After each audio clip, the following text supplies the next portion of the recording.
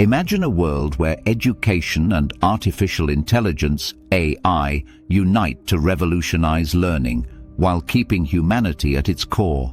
On the International Day of Education, UN Secretary-General António Guterres emphasized that education is a fundamental human right and the cornerstone of personal and societal development. He highlighted the dual nature of technological advancements like AI, which offer immense potential but also pose significant risks. Before we delve deeper into this topic, don't forget to like, subscribe, and share your thoughts in the comments below. Guterres pointed out that AI and other technological innovations can greatly assist students and teachers by providing broader access to information and advanced learning tools.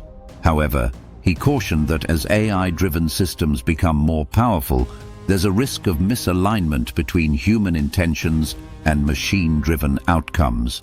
UNESCO's Director General, Audrey Azoulay, called for increased investment in training for both teachers and students to ensure responsible use of AI.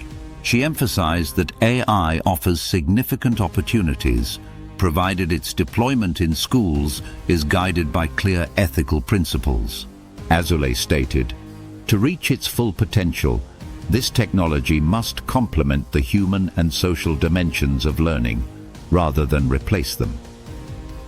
The UN Secretary-General stressed the importance of keeping human agency and human rights at the heart of rapidly evolving technologies like AI. He urged that all users be equipped with the right tools and knowledge to use this technology smartly, safely, and ethically. UNESCO has developed competency frameworks to support learners and teachers in incorporating AI into their education. Additionally, the recently adopted Global Digital Compact aims to ensure humanity retains control over the development and governance of AI. In conclusion, Guterres called for a commitment to keeping humanity at the center of education systems worldwide. For more insights on the intersection of AI and education, check out the related video in the corner.